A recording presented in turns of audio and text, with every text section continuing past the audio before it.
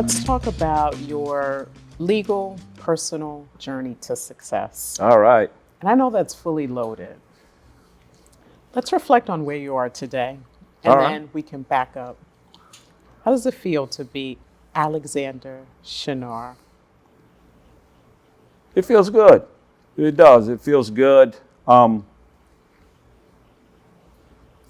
told by many, many people that I don't really realize, and I probably don't realize, maybe the success I've had, or the things I've done in the law space, or the things we've built, but there are times, where people will remind me that, we've done pretty well in this space, and we've had some success, and we've done some things that other firms haven't done, and but for me personally, yeah, I guess because I'm moving forward and never looking backwards, I honestly have not had time to sit back and reflect because things are just moving so quickly. And it seems like that every year that moves forward, it's actually even moving more quickly.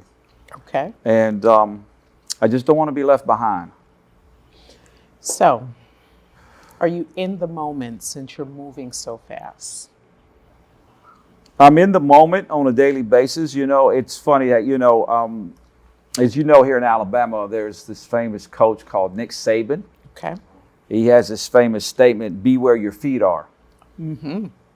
Because everywhere you are, that's where your feet are. And obviously he's talking to those players and saying it's one play at a time, regardless of what happens on that play. Get up, you got the next play. So I have adopted that by not being an absentee owner. But at the same time, I do have a futuristic vision always in the back of my subconscious and, where we need to go and what we need to do. Do you think that's that secret sauce to your success? We've had several conversations, in the last year or so. I do think that my ability to look at things from a macro view have helped me in the law profession.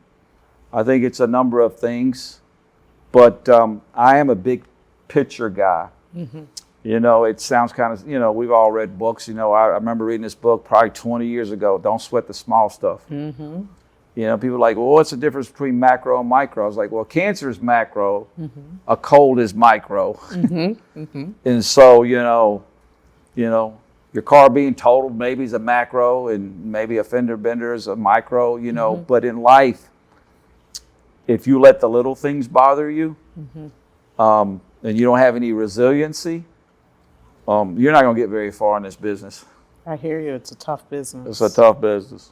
So, nice guy, Yep. super competitive. Yep. You're not going to make it.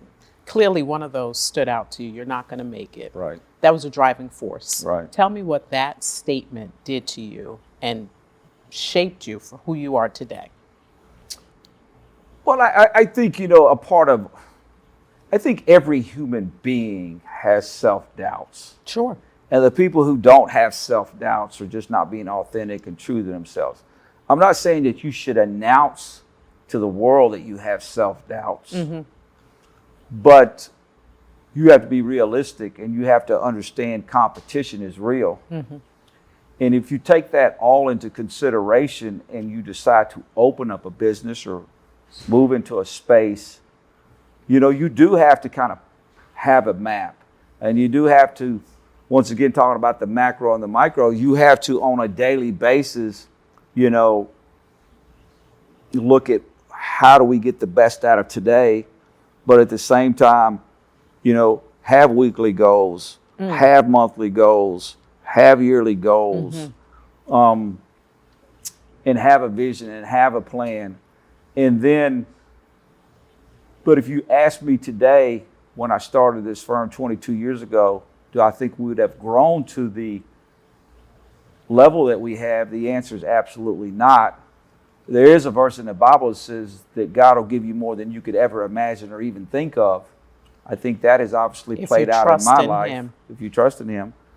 I remember one month when I was a young kid, when we opened up, I don't know how young I was, 34, but I did like $25,000 in fees. And How I was like, that moment? It was great, because I didn't have a lot of overhead. So you thought you were on top of, Yeah, I probably took 22,000 home, and I was rolling. And single, 35 with 20 grand in your pocket in a month. I was doing well. you were doing well. But I remember that month when I did that, and that was like my first year. I was like, if I could just only have 10 people and they were working with me and they all did $25,000 a month, that would be a 10X. So you were already future thinking. Yeah, I was already future calculating. thinking. And I knew, though, at the same time, to have 10 other lawyers, that means I need 10 times as many cases, right? Mm-hmm. And I think there was Mike Papantonio, which everyone knows, who's a great lawyer, and he introduced me about 4 or 5 years ago at Mass Torts Made Perfect, and he was very complimentary. He said that he studied me. I don't know if that's true or not, but he said he looked at my background and how I built the firm, and he said that it reminded him of inch by inch is a cinch and a yard is hard. And I think there's a little truth. I think a lot of people want to fast track it. But if you historically go back and look at every law firm that's got any success, I don't really think you can fast track the law business. I mean, I think you do have these lawyers. Look, there's a lot of lawyers who are fortunate. They'll catch a good case. Sure. And they'll settle it for several $1 million. And they think they have fast-tracked their law firm.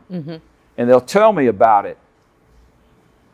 But then I'll ask them, questions like, that's an outlier. How many cases were you getting last year? Man, I'm making something up. 50 cases a month. Well, how many are you getting this year? 50 cases a month. You're not growing. That's right. That's right. Because this year you may not catch that case. That's right. Next year you may not catch that case. You may never catch another good case like that. You have to keep growing. Count that as your, that's just a blessing. That's an outlier. Yeah, take that money, buy yourself a home, buy yourself a nice car. You went to school, you worked for it, you passed the bar. But, hey, a friend of a friend died and you just happen to know the family.